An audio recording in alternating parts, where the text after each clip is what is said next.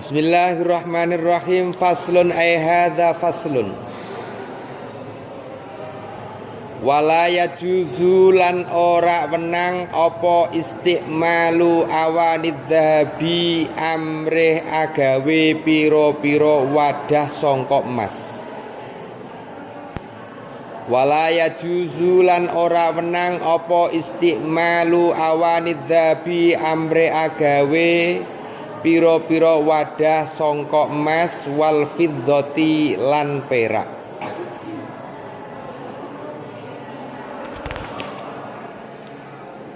Waya juzu lan wenang apa istiqmalu ghairihima amre agawe sakliyane emas lan perak minal awani saking pira-pira wadah.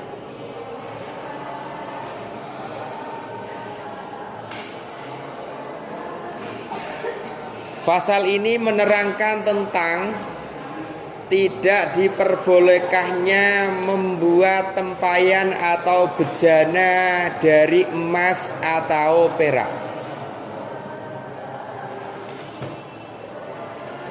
Akan tetapi diperbolehkan untuk membuat bejana atau tempayan yang selain emas dan perak.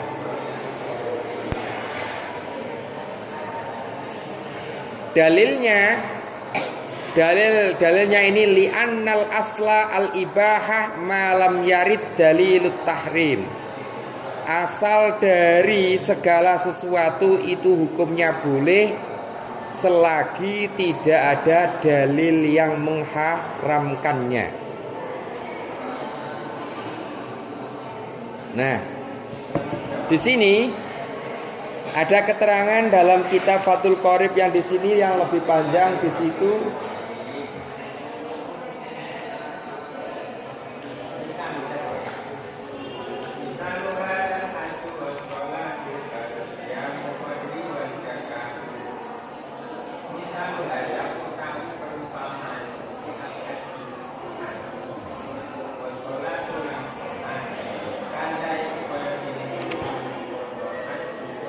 Tidak diperbolehkannya membuat tempayan atau bejana dari emas dan perak, baik sedikit atau banyak.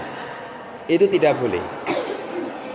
Tapi ada kaul yang mengatakan fala tukrahu imma dobbatud dzabi fatahrumu mutlaqan kama sahahu an-Nawawi.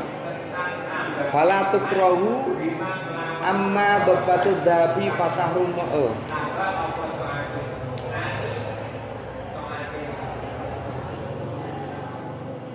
Tapi menggunakan emas dan perak, tapi kalau ada kebutuhan dan itu sedikit, itu boleh.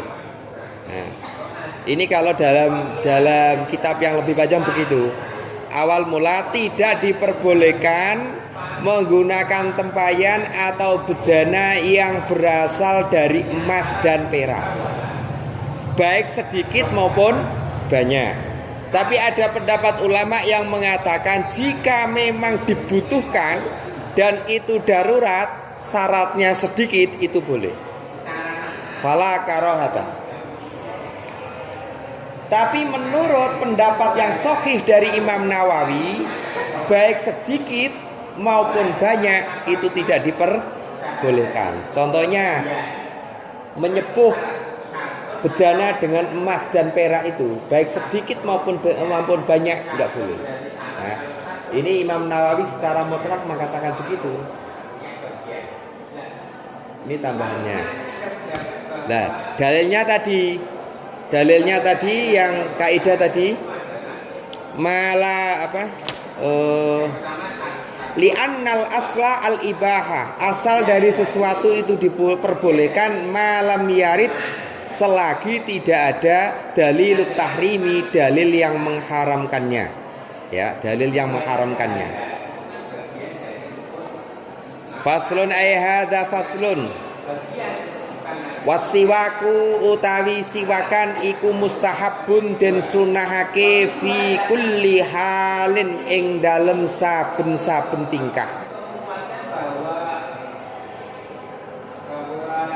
illa ba'da zawali angin kejaba ing dalem sawuse lingsire srengenge lis-shaimi kedue wong kang puasa.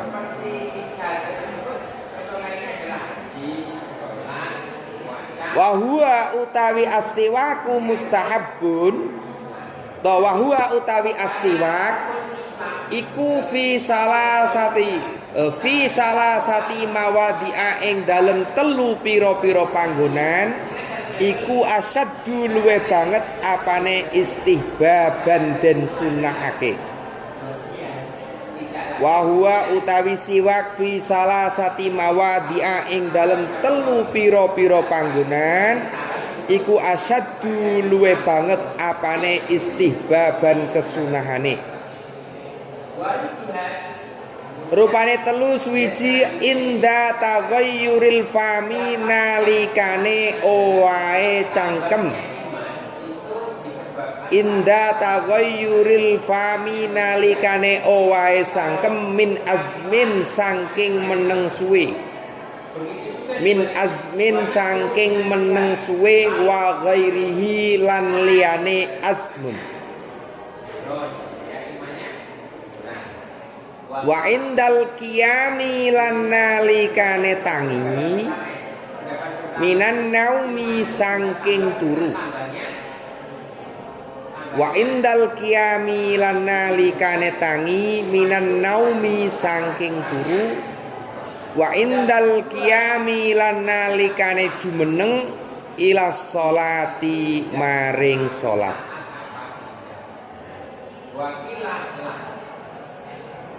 Pasal ini menerangkan tentang hukumnya siwak. Menggunakan siwak itu sangat disunnahkan dalam segala waktu.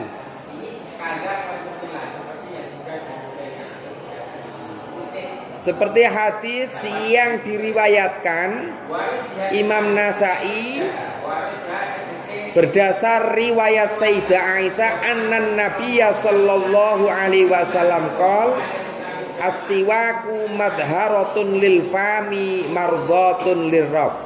Yang isinya siwak itu, bersiwak itu bisa membersihkan mulut, begitu juga bisa mendatangkan keridhaan Allah Subhanahu wa taala. Ini jelas.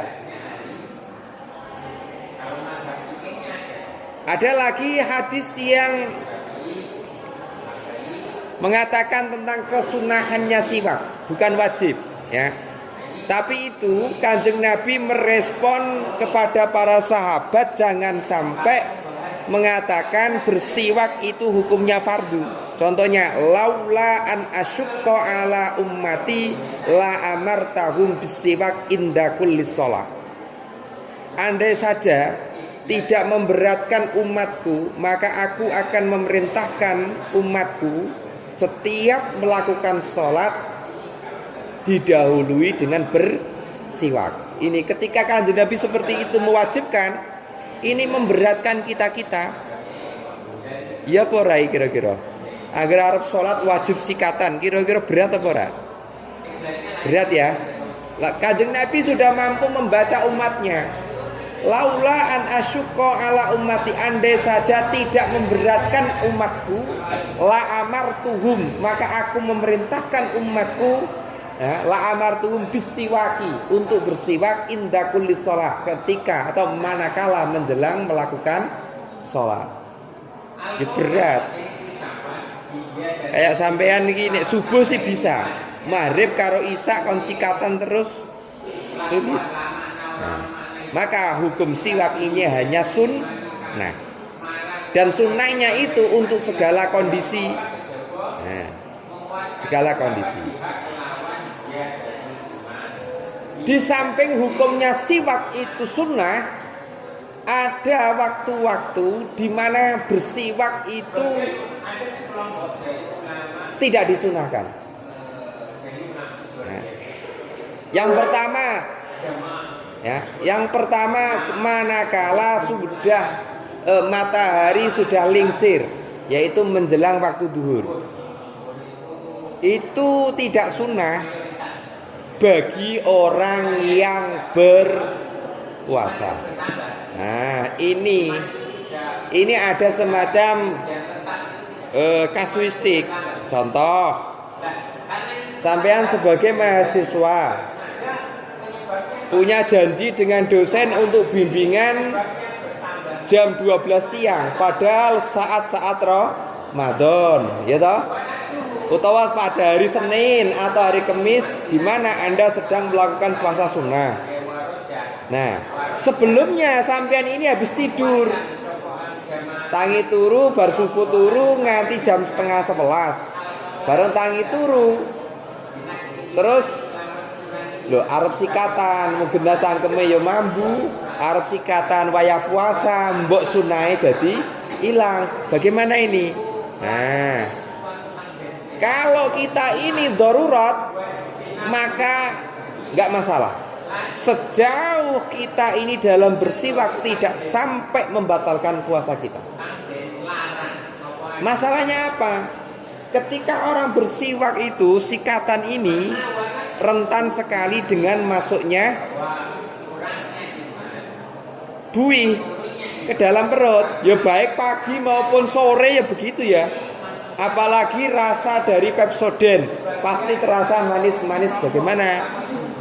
Maka ini juga kalau melihat seperti itu, diperbolehkannya bersiwak mulai pagi sampai waktu menjelang zuhur itu juga harus hati-hati. Karena apa? Karena sesuatu yang membatalkan puasa diantaranya adalah masuknya sesuatu ke rongga mulut, ya dah? Mana? Ya sama, sampean sahur, bar sahure sate, ana selilite, ya dah? Patute wong seliliten kan mangan sate ya, mangan sego karo mendoan seliliten ya naudzubillah lah ya. Ya aja sik kaya kowe lah ngisin-ngisini mangan seliliten ya setelah makan sate patut. Nah, ketika sampean tidur masuk, masuk batal enggak sampean? Kalau sampean sadar, wah lumayan sidik dimasukkan batal. Tapi kalau sampean memasukkan selilit itu dalam posisi tidak sadar atau lupa, tidak batal. Ya, tidak batal. Tapi ini sengaja memasukkan meskipun selilit yang gedene gak sepira gue, wis mambu sisan, wis basin sisan, wis semalam kok. Ya toh? Maka itu batal. Makanya ketika orang sedang berpuasa itu tidak disunahkan untuk menghirup air hidung. Ya, istinsyak, madmadhah itu jangan, terutama hidung jangan. Ya, mengapa? Karena dikhawatirkan masuknya air. Karena lubang hidung itu nyampe sampai mulut. Ya toh? Wong mata saja kadang-kadang nek mata enggak membatalkan. Kalau enggak percaya, sampean ngaca. Lihat di ujung inimu ada bolongnya.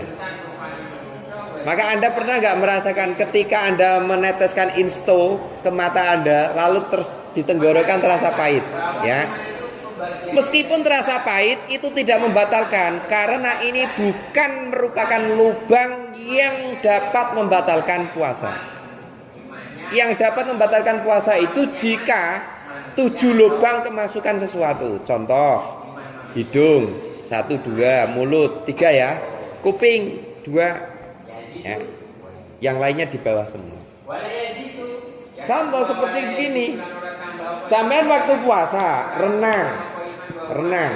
Baru kowe terus ana gelembung-gelembung muncul dari anusmu lah, batal sampean. Karena apa? Ketika orang itu sedang kentut, maka kelepe kowe buka. Ngono kan? Akhirnya muncul gelombang itu, dan ketika nutup itu nyedot air. Maka nek poso kuwi aja renang. Ngono. Apa meneh renang sengaja di dalam ngombe. Lah kuwi malah apa? Walah ora ana wong weruh iki mek ngombe ngono ya. Sing liyane aku ya kaya kowe ngono. Zuha patut lah kaya kowe. Wong wingi bebeda puasa kaya Ria Arafah kowe. Kaya ora ana tiba-tiba ana gelas ning sandunge teko warnane biru. Alah, bocah ini. Ya, latihan ya begitu. Ya. Oke, paham ya? Berarti seseorang yang melakukan siwakan ketika ada lingsir, ketika sudah masuk waktu matahari mulai lingsir, itu hukumnya sudah tidak sunnah, melainkan makruh, kecuali ada darurat. Sampai ngelamar pekerjaan, oke, administrasi oke, tampang cakep, tapi bau mulut. Lagi puasa, kira-kira ujian interview mambu, kira-kira saya nguji betah dah. Nyaman nggak? Tidak. Ya. Nah, ketika tidak dalam sedang aktivitas yang mempengaruhi atau berpengaruh pada eksistensi Anda, ya jangan. Karena apa? Di situ ada hadis yang mengatakan bau mulutnya orang yang puasa besok itu akan berubah menjadi minyak misik. Berarti misik yang bunyi kayak cangkemmu kuwe berarti yo. Ya ora, pesing-pesing piye ngene ku yo. Apa begitu? Nah. Tapi kalau dilihat dari hadisnya Sayyidah Aisyah, as-siwaku madharatun lil fam, benar. Ketika orang menyikat giginya, mulutnya, maka mulutnya akan bersih betul. Terus mardhatun lirab ini akan mendapatkan ridho oleh Allah. Ini kalau saya pahami hikmat tasriknya itu atas dasar kita ini tunduk patuh pada syariat. Di situ. Nah, dalam kitab lain disebutkan jika Anda sulit hafalannya, Anda sulit dalam menghafal, maka rajin-rajinlah pakai siwak. Siwaknya pakai kayu arok itu. Kayu arok itu yang utama. Baru kayu-kayu yang lain. Oh, kepengen siwakan orang siwak terus ngetok tetean digaringke. Lah iku yo enggak masalah itu. Yang penting siwak itu kan fungsinya itu jalan. Kasar, bisa membersihkan kotoran yang ada di mulut gitu. Tapi tetap yang paling afdol itu di takrirat itu banyak itu penjelasannya. Selain itu juga fungsi siwakan itu bisa menajamkan mata. Sampeyan guys yang mripate lara-lara kayak sing rajin siwakan. Terutama sing nggo kacamata iki, sing rajin siwakan. Biar apa? Biar cepat sembuh. Karena hakikatnya orang pakai kacamata itu kan orang yang sudah kurang kesempurnaan fungsi dari panca inderanya toh. Ya ora? Aja nesu aku kesemutan ta malah dididik orang marah ya ora. Dia malah justru menunjukkan Anda itu kurang. Jadi berbanggalah yang tidak pakai kacamata. Kayak aku wis naden ya lumayan lah umur ngono. Saya masih bisa melihat dan belum semoga tidak. Saya pakai kacamata wagu, makanya aku muga-muga aja lah. Jadi nek sapa sing ngarani wong wadon nggo kacamata tambah cakep, alah ra ngandel, kowe menunjukkan kekurangan. Justru kesempurnaan seseorang tidak usah pakai kacamata. Maka kalau Anda pakai kacamata biar cepat sembuh, rajinlah menggunakan siwak. Ngono sih dijajal. Nah. Ada lagi yang mengatakan jika ada orang itu sulit untuk sakaratul maut. Nah kayak tau wong mati sing wangel lepol kayak tau. Siwakono. Siwakono iya. Pilihannya hanya dua. Nek ora urip maning mati. Ngono tok. Tapi cepet gitu loh. Jajal pernah itu dijajal oleh ada kiai ahli falak di Solo 3 itu, kawan saya cerita itu, abahe iku arep sedo iku wangel. Baru disiwaki, malah tambah urip, tambah waras. Ngono, tambah waras. Tapi yang satu kawan saya lagi ini ceritanya ketika abahe sakaratul maut kowe sulit itu disiwaki, baru kowe cepet mati. Nah, pertanyaannya, apakah orang menyiwaki orang yang sakaratul maut itu dianggap pembunuh? Pembunuh ra iku.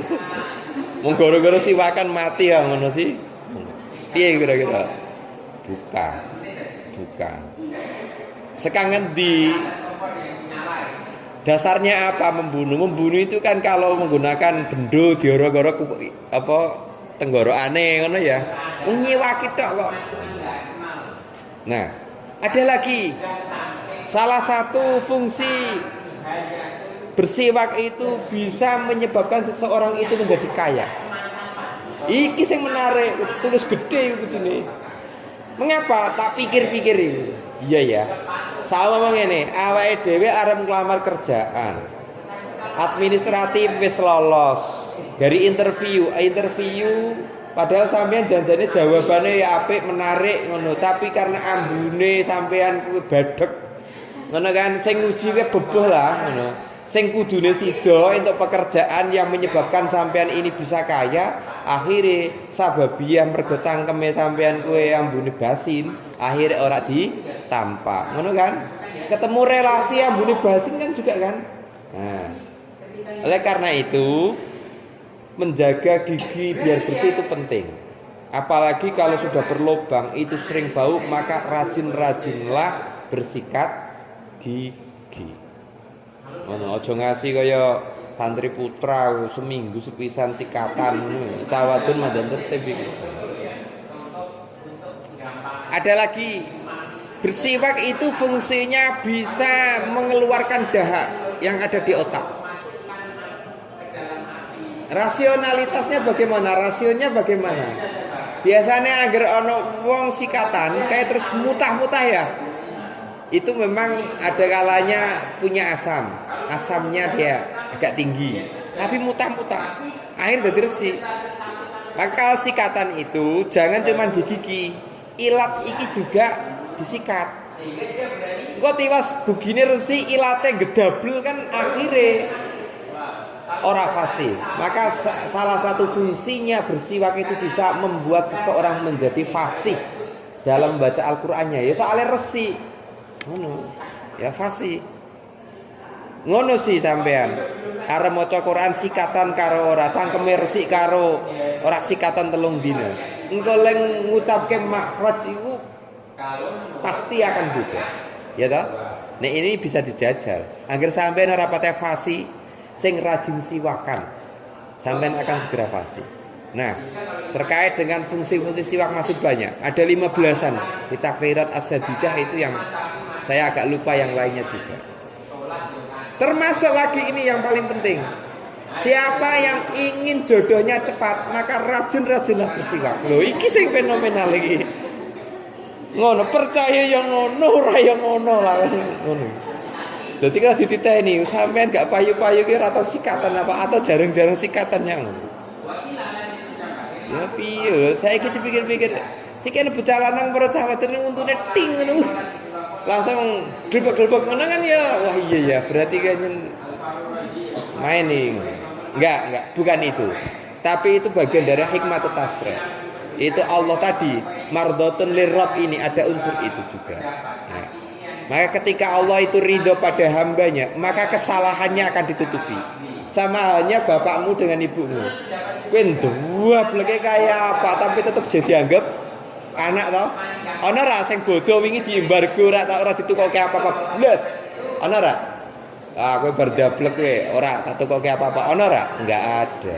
Itu karena orang tua itu ridho sehingga kesalahan-kesalahan kita segede apapun itu ditutupi kalah dengan kasih sayangnya. Nek Gusti Allah ke ridho maring awake dhewe, dosane awake dhewe sepiro iku ditutupi, tapi permintaan kita akan selalu dipenuhi. Nah, ini bisa menjadi catatan. Mengapa doa saya ini kok tidak terkabul? Di antaranya karena Gusti Allah ini kurang ridho dengan haliah kita. Paham? Ini kata kuncinya begini, ketika Allah ridho pada kita, maka segala kekurangan kita akan tertutup. Bahasa ridho itu bahasa sampean itu cinta. Contoh sih, wong lagi jatuh cinta mbok salah kaya apa jenenge seneng ditutupi ra? Ya ora, malah nek perlu ditambahi modal, ngono men tertutup ngono. Dengan modal apa gitu.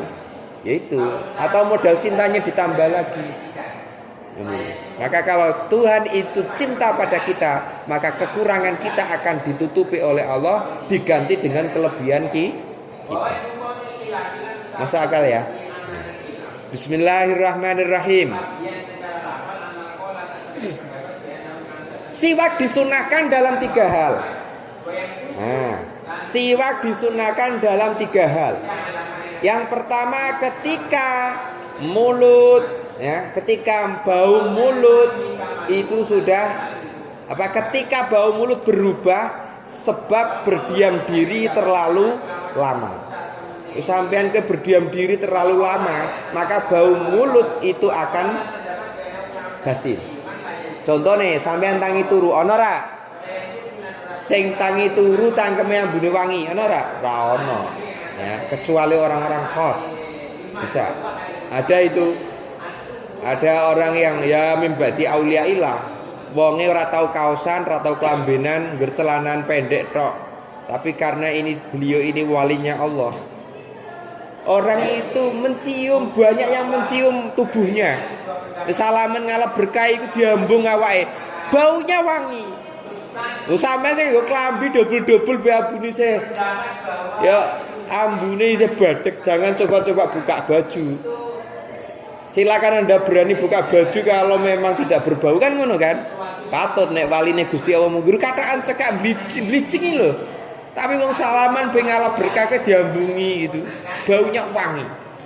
Dulu itu pernah terjadi di Sokaraja. Namanya Mbah Hamid. Ya, Mbah Hamid itu punya guru di atas sana.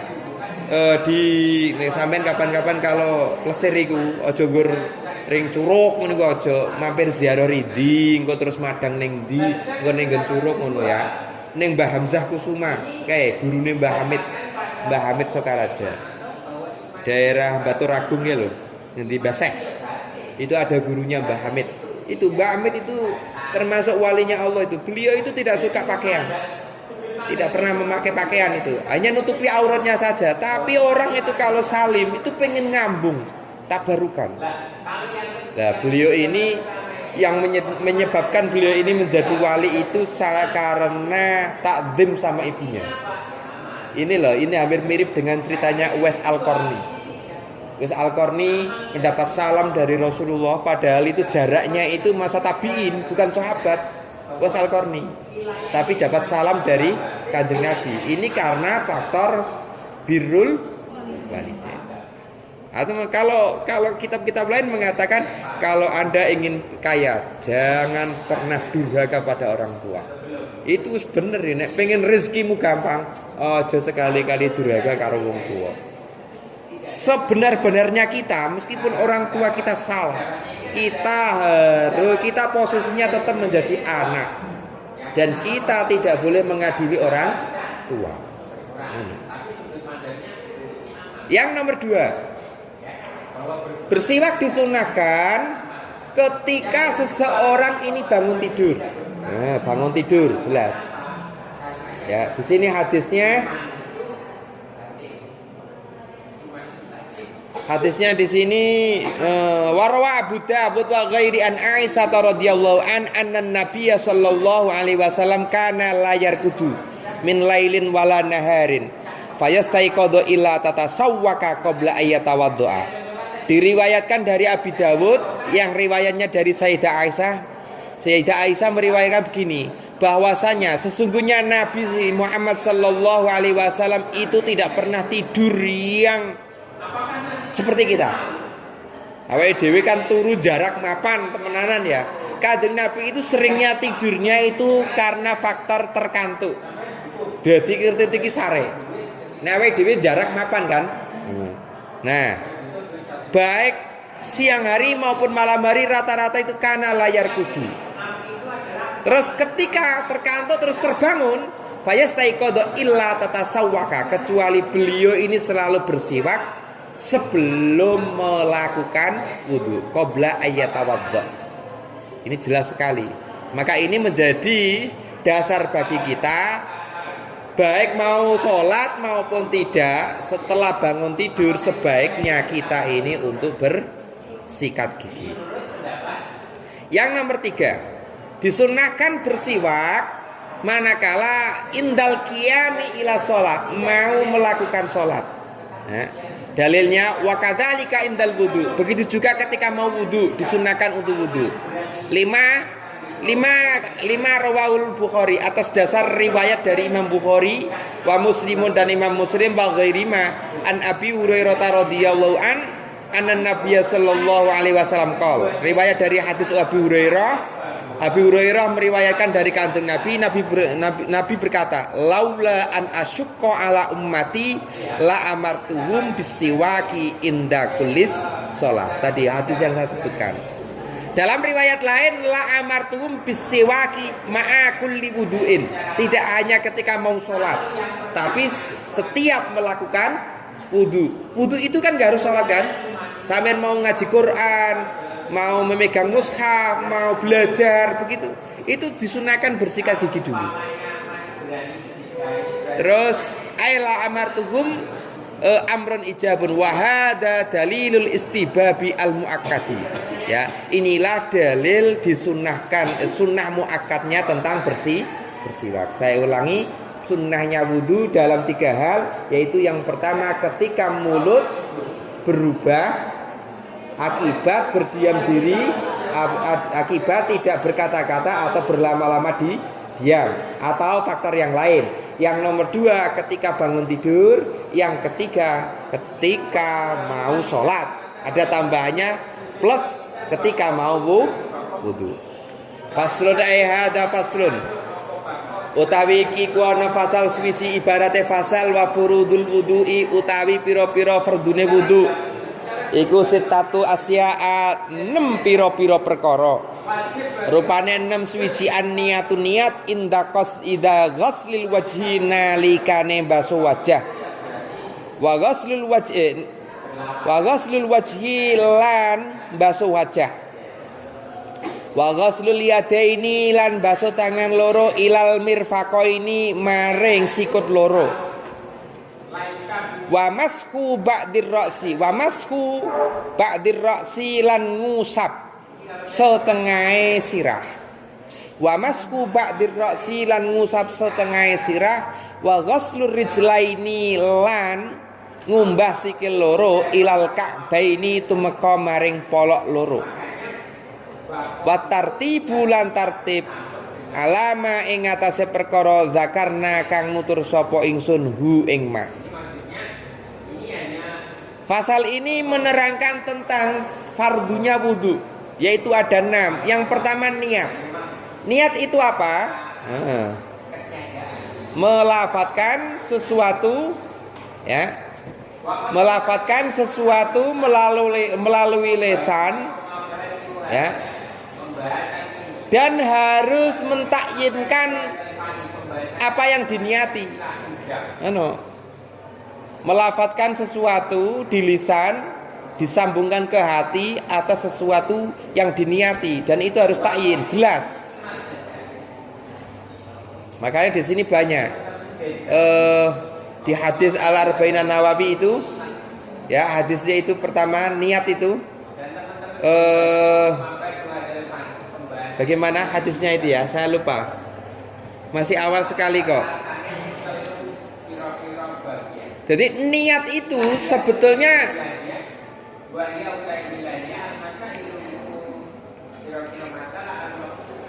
sebelum saya bedane niat karo azm.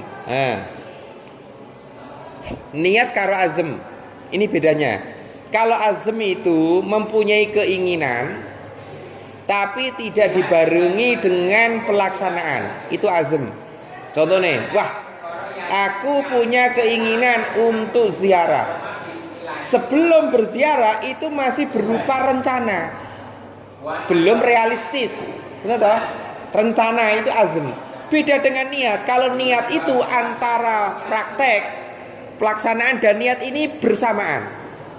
Nah, ketika seseorang ini melakukan niat wudu, maka antara niat dan pelaksanaannya itu harus bersamaan. Di mana ini syaratnya? Ketika niat ini, ketika sedang air yang ada dalam tangannya ini dibasuhkan ini, tangannya membasuh ke wajah, terus hatinya di hati ini itu melafadzkan niat.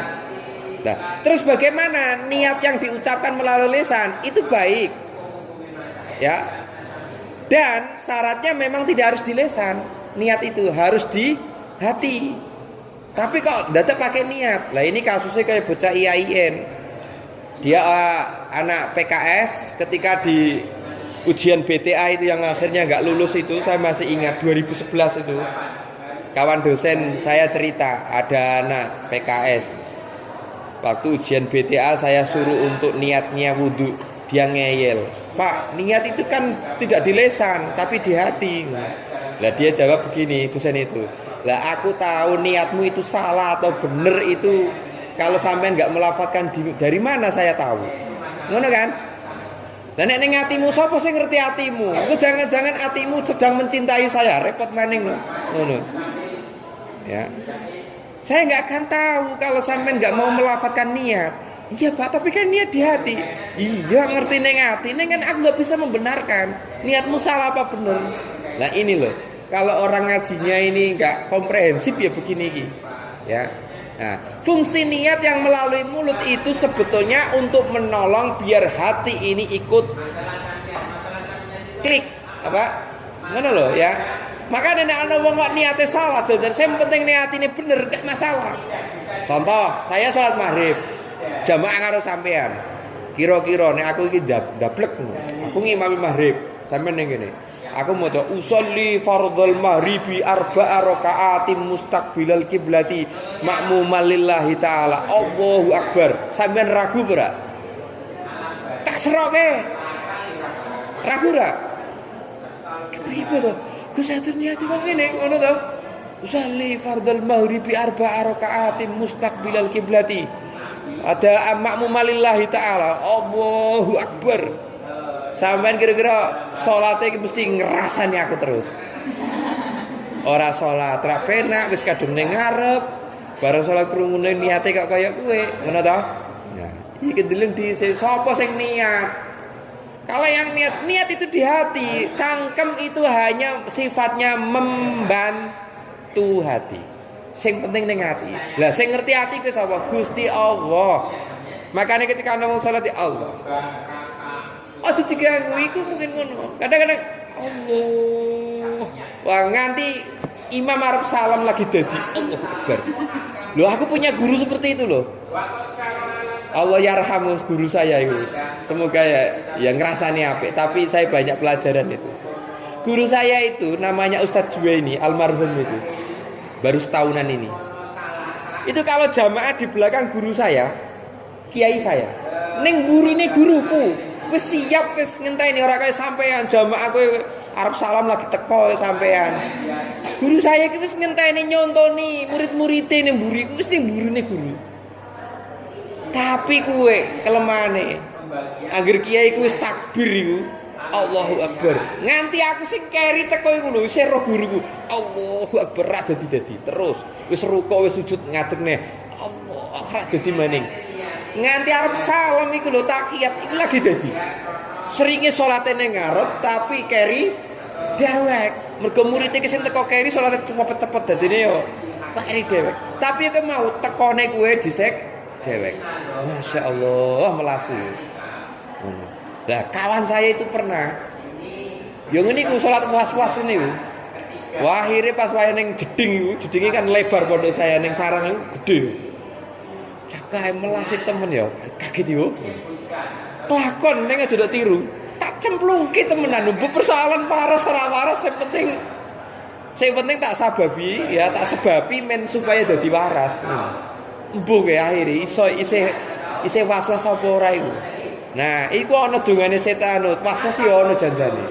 Ngono ya. Ana iku, tapi aku kelupaan. Nah, kowe maka kalau orang was-was itu sebetulnya dia kesulitan mengklikkan antara bahasa lisan dengan bahasa hati, ya toh? Bahasa hati kan nggak terdengar. Yang tahu pikiran kita toh, orang lain tidak bisa mendengarkan kan? Tapi kalau bahasa lisan kita, kuping kita bisa mendengar, ya toh? Suara hatimu yang bisa mendengar itu kupingmu apa pikiranmu? Pikiran ya. Aku arep mangan ning ati, iki pikiranmu ngerti. Ngaji ora. Nah, iki ya pikiranmu. Tapi nek sampe ngomong besenik-besenik, bisik-bisik kayak bismillahirrahmanirrahim. Ya ora meskipun tidak keras, lirih, kupingmu krungu. Maka kadang-kadang disyaratkan ketika membaca meskipun tidak jahar, tapi ketika sir itu minimal kupinge dhewe krungu. Ngono to? Nah, iki. Maka niat itu ketika membasuh ini ya pertama tetap nawaitul wudu ali rafil hadasil asghari fardholillahi taala. Tapi di sini ya, ketika basuh ini hatinya niat ingsun wudu bla bla bla bla bla. Lah kula mamang alam dilakoni wae kok suwe bisa ngono. Kok anggere mamang malah tambah mamang temen. Ya akhirnya kesuwen ning kamar mandi batire antri 10 ya. Gitu. Mana agar kamar mandi kok wudune suwe kayak pintune balangi watu ya, men kaget. Ngono. Yang nomor 2, ghuslul wajhi, membasuh wajah. Di sini ya. Di sini al aslu fi masriyatil wudu wa bayanu furudi. Qalu ya ayyuhalladzina amanu idza kuntum ila sholati fawsilu wujuhakum wa aydiyakum ilal marafiqi wamsau biruusikum wa arjulakum ilal ka'bain. Ya. Tidak semua syariat Islam itu ya dalilnya ada dalam Al-Qur'an. Tidak semua syariat Islam dalilnya ada dalam hadis. Al-Qur'an ora ana golek ning hadis. Lah saiki sing ora ana ning hadis digolek ning ndi? Ya harus melalui ijma' kias. Kadang-kadang kawan kita sebelah kan tidak percaya ijma dan kias. Ini salah besar. Coba saya kita takoni. Sampean ning Mekah saumpama. Bingung lor kidul. Sampean orang nganggo kompas. Tapi arep maring Ka'bah. Ora. Kira-kira sampean golek dalan dalile iki arahe maring Ka'bah. Kira-kira ning Quran ketemu ora? Ono ora? Ning Quran ono arah maring Ka'bah, ono kira-kira nek kok arah Bahres kayak kira-kira ya Jarwal ngene ya. Jarwal itu tempat jamaah Jawa Tengah itu Jarwal di antaranya. Nek kangelan ora mungkin ono nek panduane ning Quran ora ono. Gitu? Sampeyan aku arep golek iki arah Ka'bah ning kene Jeledeng nganti mumet ra bakal. Orang ana golek ning hadis, ora bakal ketemu. Nah, dari mana? Kompas itu bagian dari ijma. Nah, apa definisi ijma? Ijma itu hasil istihad orang yang mempunyai kapasitas untuk beristihad dan ditentukan sendiri, tidak melalui musyawarah banyak orang. Itu akhirnya dia muncul sebuah istihad sendiri. Ngono ya. Contohnya ngene. Ono wong ahli astronomi. Terus dia itu tahu sebetulnya menurut hilal ini di mana-mana belum ketemu, tapi dia paham, dia ngerti hilal itu sekian. Memang kurangnya sithik, tapi ini sudah masuk waktu. Dia boleh berbuka puasa, dia boleh berhari raya. Tapi yang tidak diperbolehkan itu berfatwa, ngajak batir melu bodoh. Iku yang enggak boleh. Dadi nek wong pinter dhewek iki, aku ngerti, ngono. Ya wis tak nggo dhewe. Ngono kan? Tak nggo dhewe. Iku ijma. Lah, wong sing kaya kuwi biasane ya angel ditut. Soale apa? Nulayani adate wong akeh. Ya ora? Pernah kan terjadi perbedaan hari raya? Kiai iki ngajak bodoh karena dia punya komunitas. Yang ini ikut pemerintah. Atau sedulur kita sebelah ini biasanya satu minggu sebelum hari raya dia sudah woro-woro di koran. Muhammadiyah sudah memutuskan untuk hari raya tanggal sekian, ngono kan? Itu berdasarkan hisab. Padahal ning Qur'ane orang nganggo hisab loh. Sumu liru yatihi wa uftiru liru yatihi. Poso dengan cara melihat hilal kan? Terus wa uftiru liru yatihi. Buka nek wis weruh hilal. Ora ana itungan ngono hasibu ru'yatakum ora. Ning hisab itu ya penting. Karena apa? Biar hitung-hitungan itu bisa membantu paling tidak meleset terhadap ru'yah. Ngono lho. Malah ngono iku. Janjane iki hisab kowe nggone NU.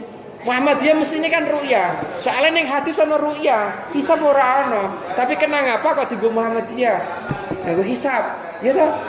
Sumu li ru'yat iki lho dalile Ramadan ana.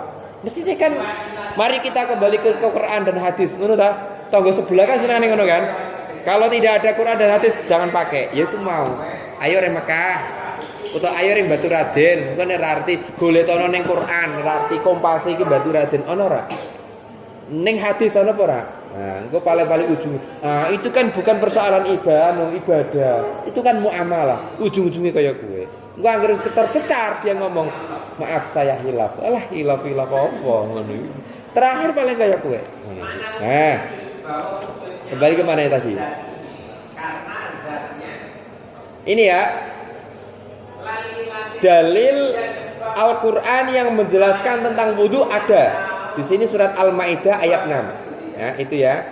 Ya ayyuhalladzina amanu idza kuntum ilas sholati falsilu wujuhakum wa aydiyakum ilal marafiq wamsahu bi ru'usikum wa arjulakum ilal ka'bain. Ini jelas ono dalile.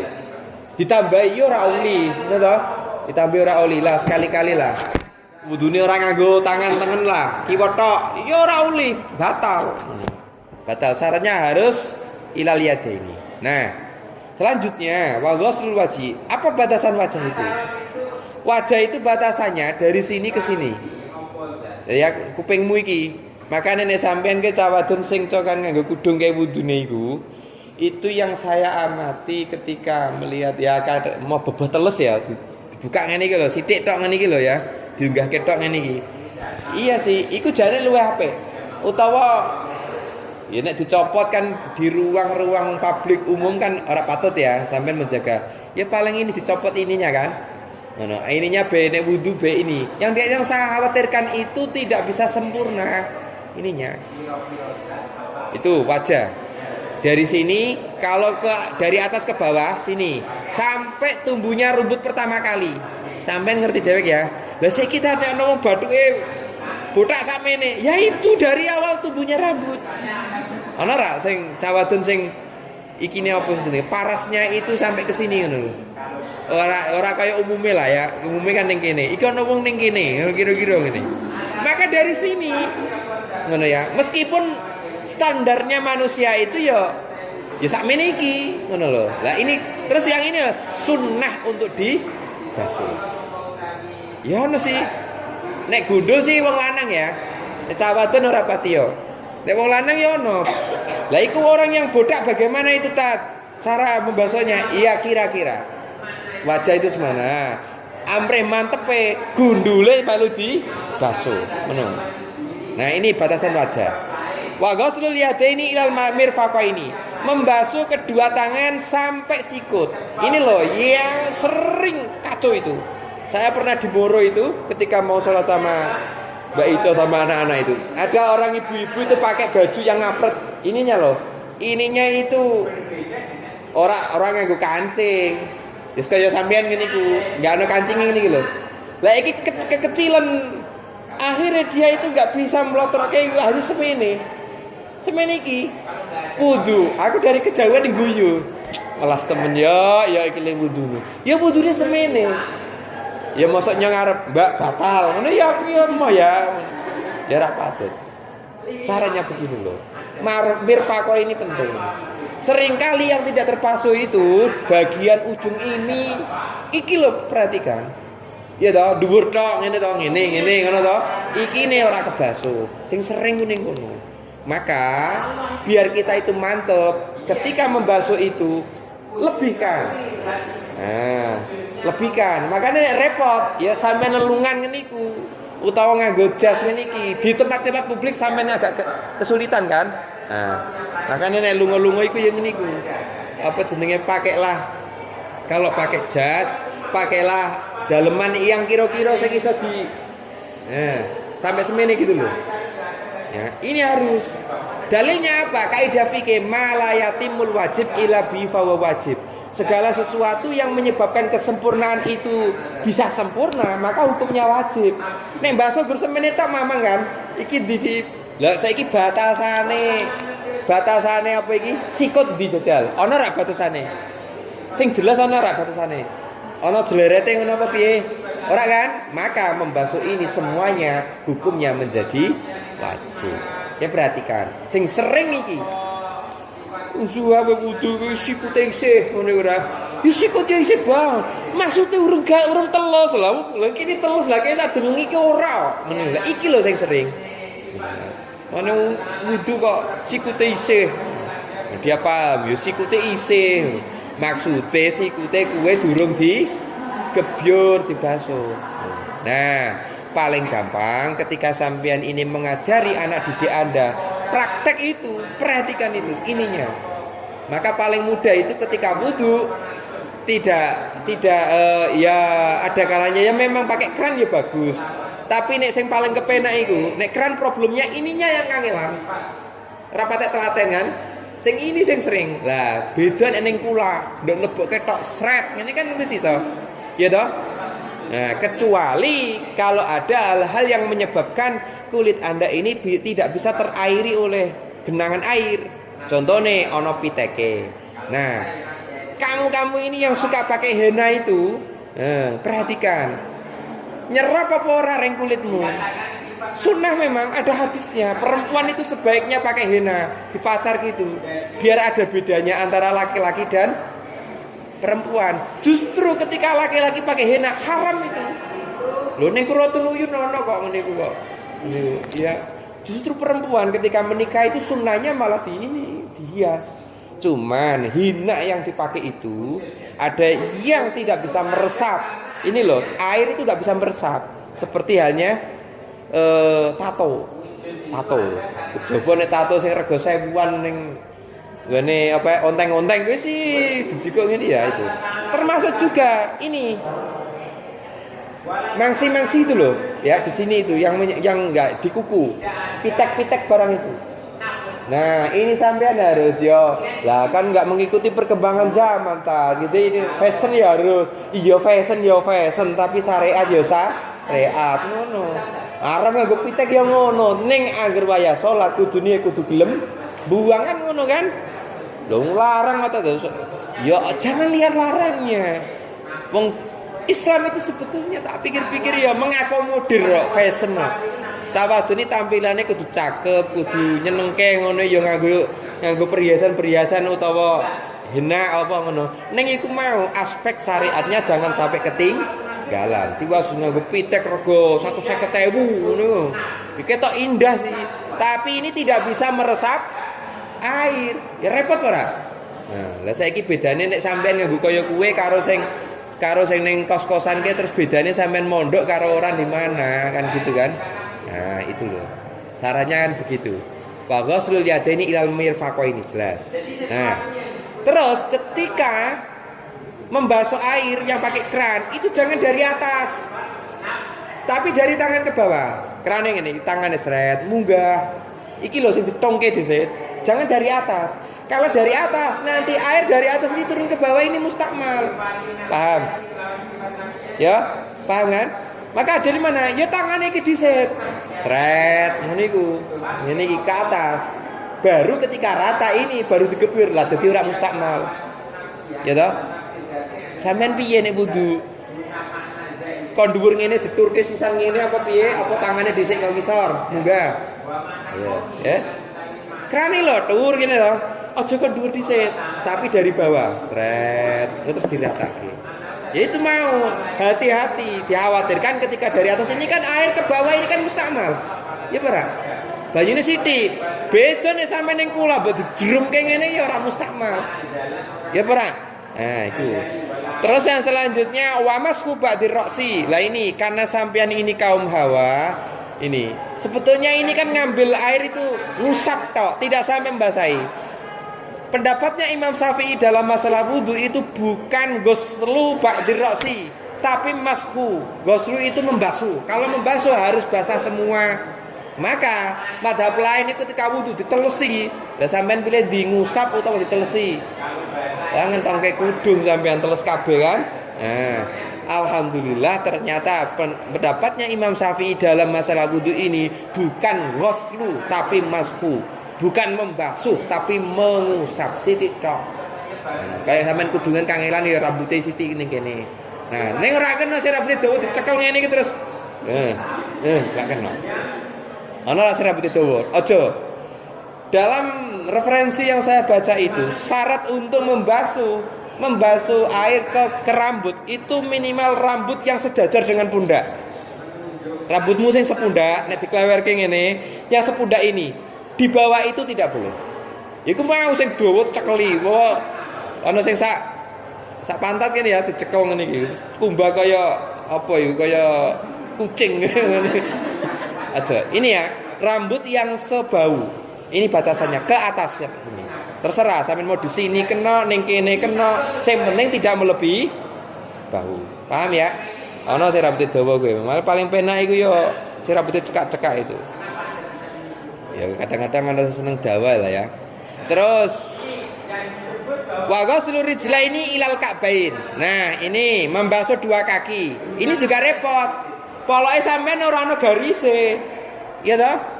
Maka lebihkan basuhan Anda itu biar hati Anda itu tidak was-was ya antara sempurna dan tidak, dilebihkan saja. Nah ini malayatimul wajib ilabi fawa wajib. Membasuh air sampai di atas kaki itu menjadi penyebab sahnya wudhu, maka hukumnya menjadi wajib. Makanya neng masjid-masjid kue ana iki gone dhewek iki ana wijikane iku. Ning kadang-kadang masjid wong enu ora pate resikan ya. Banyu ning kono setahun ra dikuras kowe ngene iku amung-amung ijo ngene kan. Nah alhamdulillah iki atau iria iki seminggu dikumbah. Ini jagani ya. Jagani ketika wudu, terus habis wudu di sana tidak lengkap, terus ketika mau naik kakinya ini mlebu renggon tatakan iku banyu. Ini akhirnya wudhunya menjadi sah. Maka keberadaan wijian ini ya bisa hukumnya wajib. Karena apa? Karena bisa menyempurnakan wudhu. Kita tahu paham ora iki fungsine apa ngono ngerti ra? Kira-kira fungsine nggo renang zuha ya, dhisik zuha senengane renang ning kono. Terus watartibu alama takarna. Watartibu, tartib ini penting. Kita tidak boleh mengubah-ubah formasi wudhu, nggak boleh. Wah sekali-kali lah, bar wajah sikil dhisik, ganti tangan, nggak boleh. Ini sesuatu yang sudah qat'i, ya sudah qat'i, sudah ada syariatnya, baik Quran maupun hadis, tata caranya, urutannya begitu. Kita tidak boleh membuat gaya sendiri, maka hukumnya sayyi'ah. Di sini letaknya. Bismillahirrahmanirrahim. Wa sunanuhu utawi pira-pira kesunane wudu iku asaratu asya'a 10 pira-pira perkara. Wa sunanuhu utawi pira-pira kesunane wudu iku asaratu asya'a 10 pira-pira perkara. Rupane 10 suwiji iku atas miatu maca bismillah.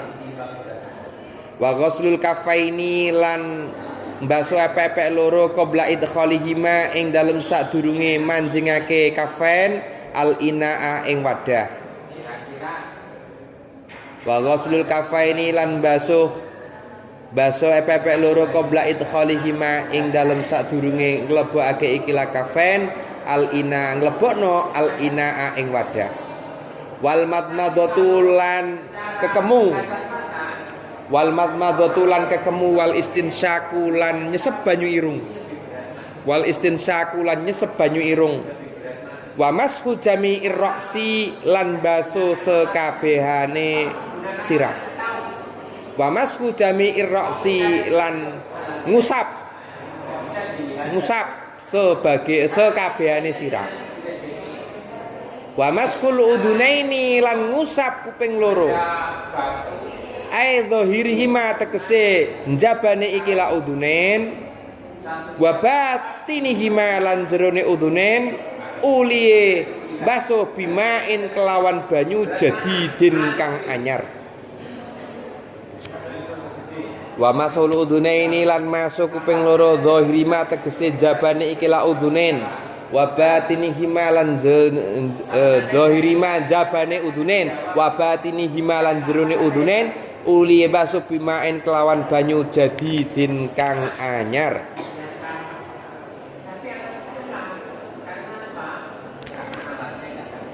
Wa takhlilul lihyati lan nyelan-nyelani jenggot al-kasati kang ketel.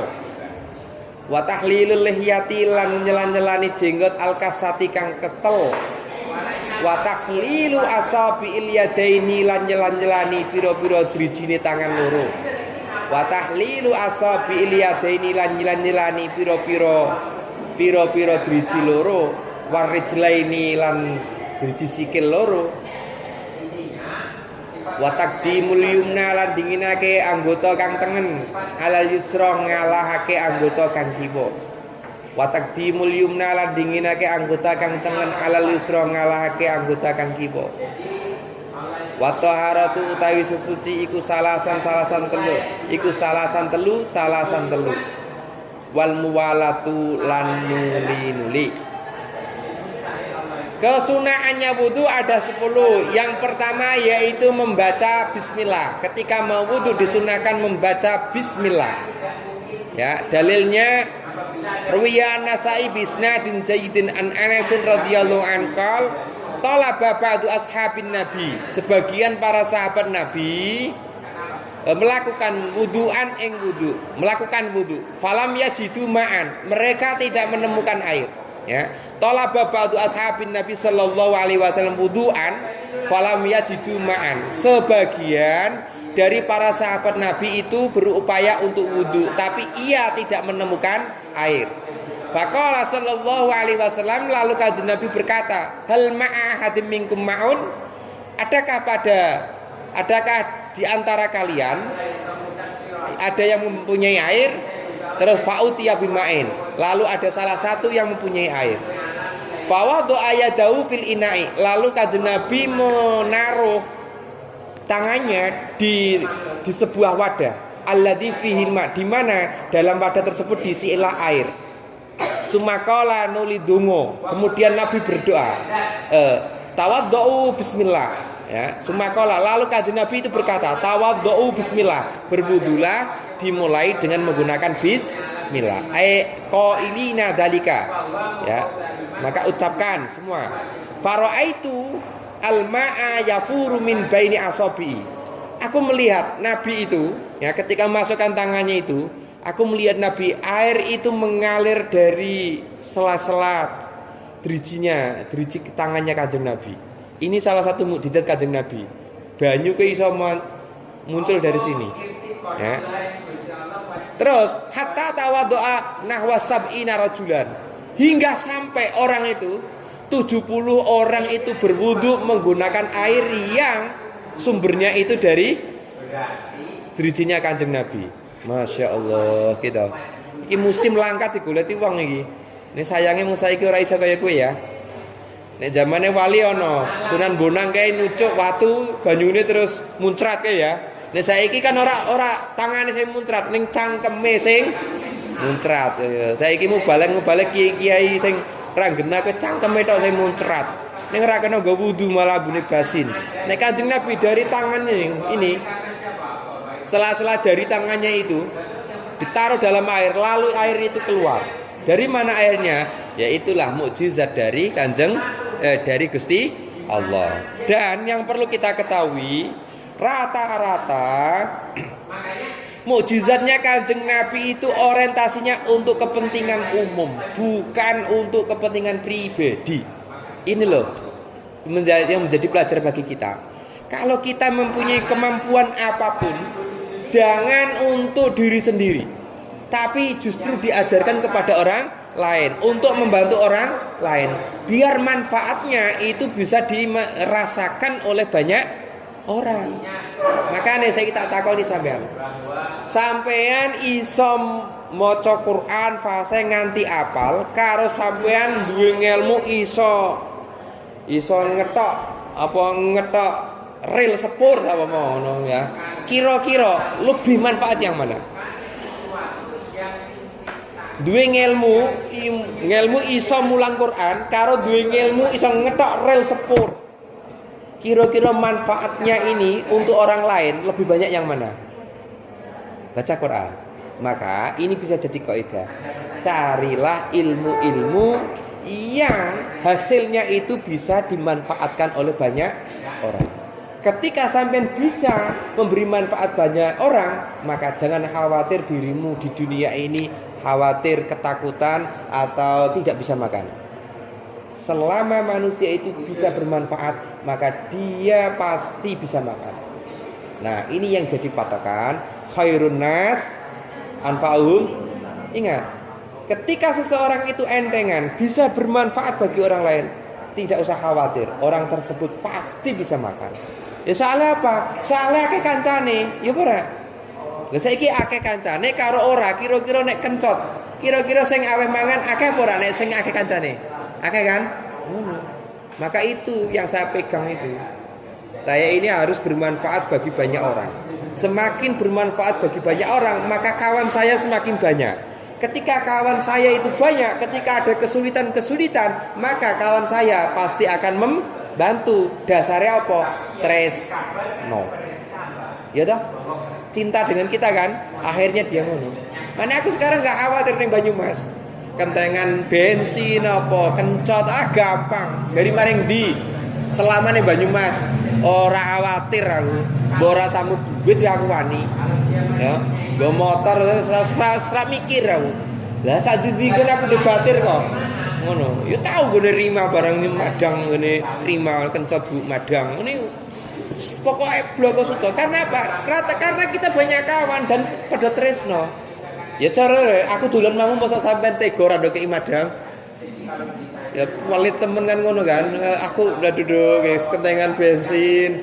Aku urung madang. Kira sampean tego ora? Ngono. Kira-kira dolan ning mahmu ning kampungmu terus tiba-tiba aku jedul ning mahmu sampean ora ngerti ora tak kandhani. Ngono jebule nduk. Aku kencot. Kira-kira sampean tego ora kemangan? Kencot ya wis tat ngono. Kira-kira ngono sampean? Ora kan? Nah, itu. Nah, ini pentingnya. Dimanapun Anda berada, selagi Anda bermanfaat atau jadilah orang yang bermanfaat. Karena orang yang bermanfaat itu akan membuahkan apa? Benih-benih kebaikan. Maka Anda bisa mengunduh kebaikan, buah dari kebaikan Anda. Wis to.